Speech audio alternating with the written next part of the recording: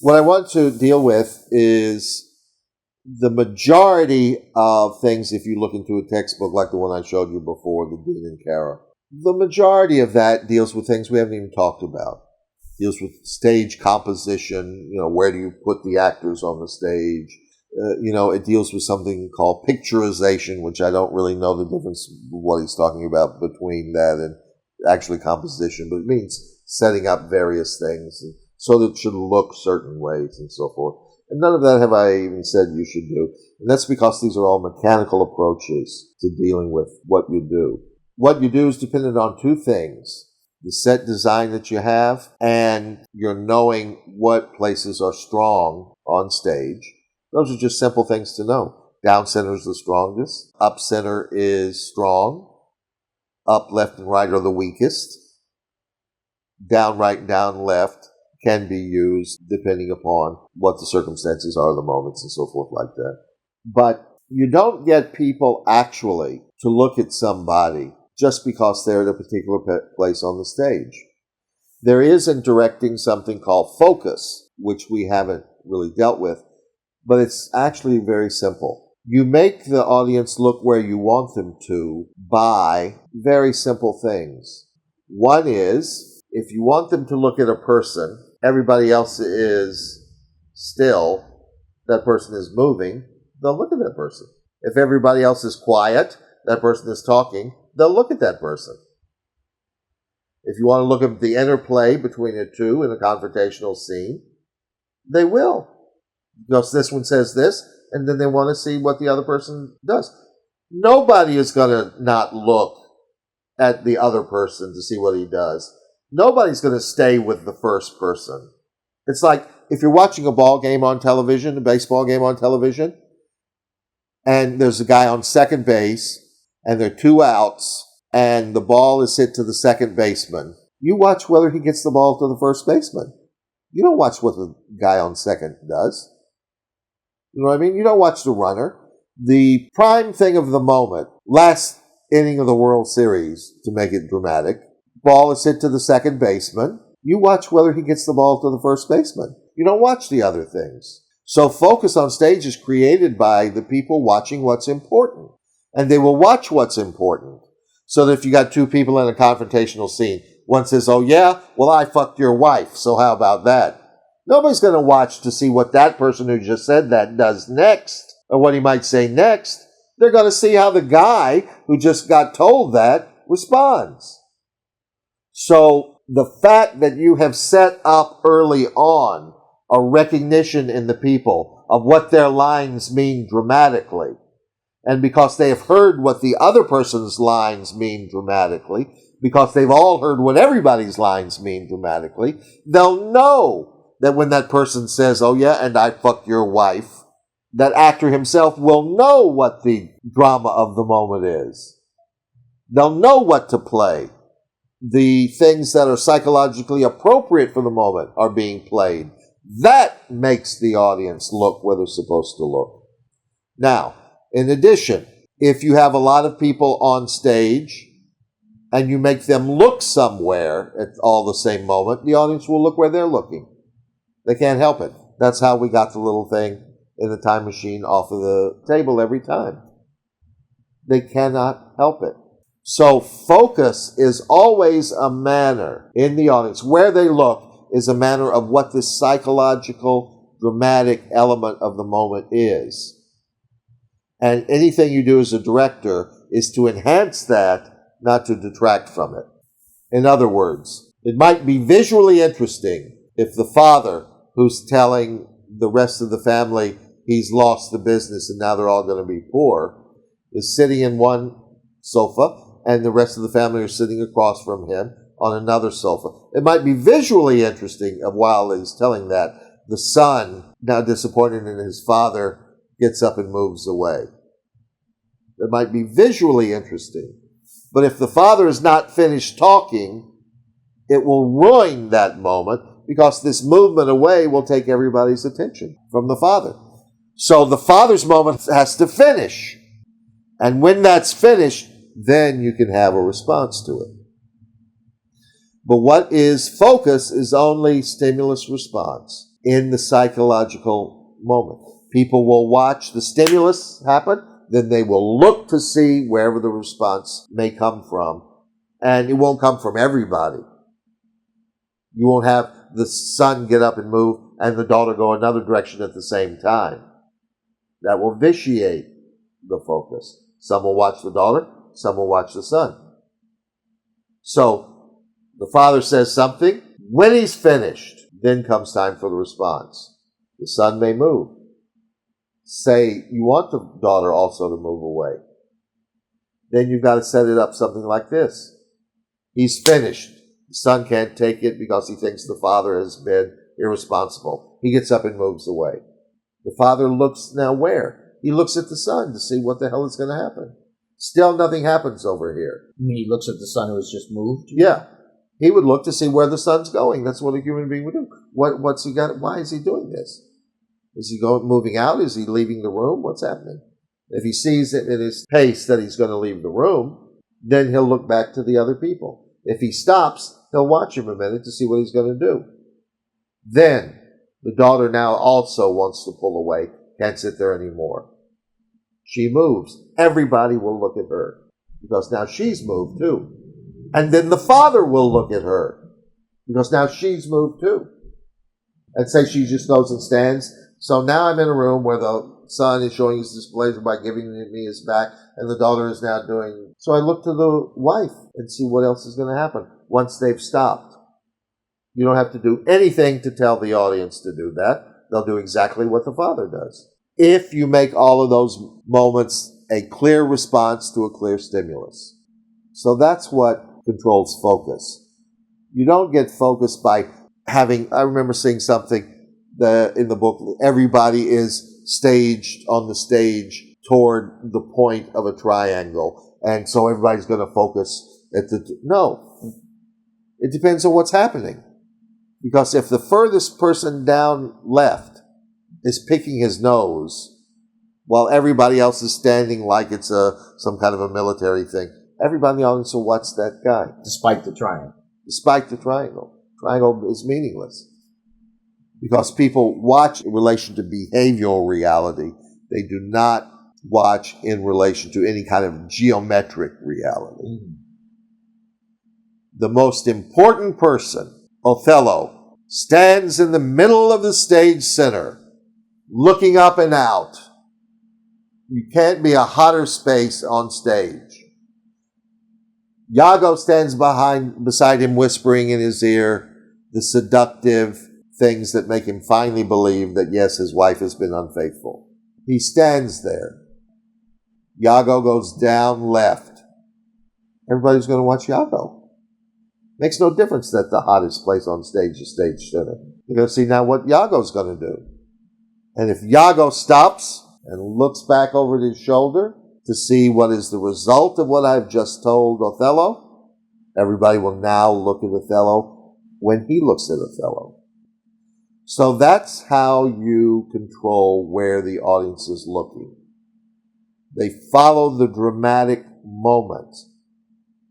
And you make sure that nobody looks other places or moves when they're not supposed to, or moves in a time which is not temporal to the, getting up before he finishes what he said, the anticipation of movement and so forth, or the anticipation of response. What I'm going to say before you get yours really out, which I couldn't possibly say actually until I've heard what you've said, because sometimes a line, it's the end of the line that carries the meter. I have been fucking your wife. You got to hear wife before you get mad. Mm-hmm. You might say dog. You might say your friend Sally. So that's how you make people look where you want them to look on stage. By making sure that the person who is in the height of the dramatic moment is the only one who's doing something at that moment. And that the ramifications of that moment are then affected on other people, logically given the dramatic situation. And then when they start to do something out of what he has done, then the people will watch there. And depending upon, in the example I used before, the father and the son and mother and daughter on the couch, on separate couches, looking at each other while the father says, I've ruined the business by trying to make too much money in shady deals, blah, blah, blah.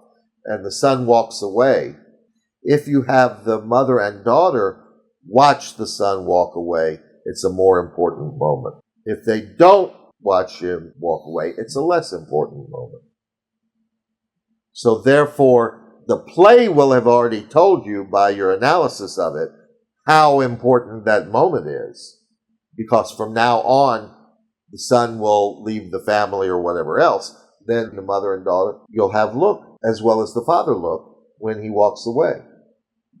But if it's only something that in the play, he's miffed about that, but he comes back in the next scene and says, Father, I'm going to work with you, and we'll work this together, and I have this plan about this. And the father says, oh, okay, blah, blah. If that's what's going to happen, then you don't have them look, because it's not that big a moment. It's only within this moment now, because the rest of the play is going to go in a different direction. But this whole thing of focusing by having people do extraordinary things, or by putting them on stage in extraordinary places. Extraordinary places meaning? The top of a platform in the middle of the stage. 4-foot platform that's standing high and in the middle of the stage. Can't have a hotter spot than that. I mean, the middle of the stage is hot, but you put them on a 4-foot platform, they're hotter. Mm-hmm. That is the prime mountain of the stage to be on. Yeah.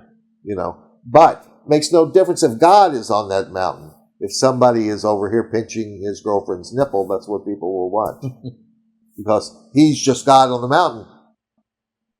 The center of the stage isn't by itself a commander of focus. Mm-hmm. What's a commander of focus is what happens. If you ever go to a wedding, have you ever been in a wedding, somebody else's wedding? As like one of the guys in the tuxes, best man, or the groomsman, or you've done that before? Yeah, I've been a best man. Yeah. And what are you supposed to do when you are up there? Well, toast is one of the responsibilities. Yeah, no. Yeah. But I mean, in the actual marriage ceremony itself. Well, you're supposed to put your focus on the two of them. Nothing. Yeah. You're supposed to do nothing. Yeah. Focus if should you're be on twitching the around bride and the bride and the while groom. they're doing they're just standing saying their vows. But the groomsmen are scratching their leg. Everybody's watching the groomsmen. Yeah. But what everybody's supposed to do is stand still and don't do nothing. So the focus will go to the bride and groom and the person who's officiating the ceremony. It makes no difference that they're in the middle, that everybody is facing them as far as focus goes when you get other kinds of competing movement. And especially movement that everybody knows is not supposed to be there. So if it's there, they say, what? What's going on? So that's all there is to focus. Now, the thing is, when you allow people to start moving in those early rehearsals for the first time, they're all still in a semicircle, and you let them move places, you don't make only one of them move at one time or anything else like that. But when you're now into the processing of the scene, by the fact that you're actually working the scenes, always the central reality, just to reiterate this from before, is to play the moment. No other thing is to be done more than that. So in those fifth tier rehearsals, where most of the rehearsals actually happen, because you've set up everything else before in the first 4 tiers, that fifth tier of rehearsals, when people are working, the central thing is always play the moment. Then you make sure at that time that the person not 2 of them don't move at the same moment. You go there, fine, then you go there. So that there is a stimulus-response pattern rather than random movement pattern. Anything that's random on the stage, people don't know where to look. I saw once a very good focus in the staging of another 100 people just got off of the train, and the person is standing dead still in the middle of the stage. Everybody else is running around. Obviously, you watch that person because they are the one whose dramatic reality makes them different from the whole rest of the stage. So that's all there is to focus. Mm-hmm. But it is important that you're aware of these things, because when you allow things that vitiate the focus, then the audience is not going to get the message that they're going to be moved by. Mm-hmm. That message is what gets vitiated. It's not just focus as some kind of magic thing that gets vitiated. Mm-hmm. It's that they lose the power of the moment because their attention is drawn here or there, or yon, by people doing things. So that essentially, the play, if prepared properly, will make everybody focus properly. If the play's been prepared properly and the actors have been prepared properly, the audience has no choice in where they're going to focus. You can't move them. They don't want to move because they're watching. Because they'll miss the flow of the action. Yeah. They'll stay with what the thing is if it's been prepared appropriately. What you then do actually with focus, if there is a single procedure to keep in mind, is you keep everybody else who's not supposed to have focus from doing anything which will draw their focus to them. So it's things that you keep from happening more than things that you do. There's never a moment where it's the general dinner scene. Right. So no. That never happens. Because then nobody knows where to look, and then they don't know why they're seeing the scene. Yeah. A general dinner scene is not about having dinner. Mm-hmm. There are going to be things said in the scene. Mm-hmm. Now, I don't think there's a scene in it, but it just comes to mind as an example. If there were a dinner scene in Look Who's Coming to Dinner, in which it's being told who's coming to dinner before the black guy comes over, that's then... The scene's not about dinner. The scene's about, who's coming to dinner? Look, folks, I have a little surprise for you. My fiance, who you have not met yet, happens to be black. Then that's what the dinner scene is about. So in The Three Sisters, for instance, when they're having dinner, I think they have a party and they have dinner in that play, it's up to the director to know where the focus is moment to moment to moment. Who has the focus? Right. And if everybody understands what the dramatic reality is of why the older guy he's always got something to say. Oh, the doctor. Yeah. Yeah. Because he likes to be... Sheriff Buchan. Yes. Yeah. He likes to be the one who's commenting upon everything else like that and so forth. And when he's saying something, when he knows what it means in relation to the play, and everybody else knows what it means as actors in relation to the play, they will be pulled to him or not, depending upon what it means in the play. And when it's something he's saying that's silly and trivial, then they'll respond as if it's silly and trivial. And when he says something that's profound, then they'll, look and see. So it's all dependent upon why is that line in the play rather than being on the floor of the author's. Yeah, focus is only what are they supposed to be watching. You don't bring people on from two sides at the same time. Then people don't know which side to look at. Again, in a tennis match, you never watch the guy who hit the ball. You watch the guy who's receiving the ball. Until he hits it, you watch him. Then after he's hit it, sometimes they fall down. The whole screen has been right in front of you on television. Or certainly if you're at a match. You don't even see the guy fall down. The guy comes whizzing back, the ball comes whizzing back, rather. And now you see the guy laying on you say, how did he fall down? Because you follow the dramatic moment, which is where the ball is going. Is his shot going to go out? Is it going to be missed by the other guy? Is it going to hit the other guy in the head? What's going to happen with the ball? So it's always the same thing. It's always, you give the audience something to look at where they cannot mistake what they're supposed to be looking at or listening to. And they can only mistake it if you let other things happen at the same time.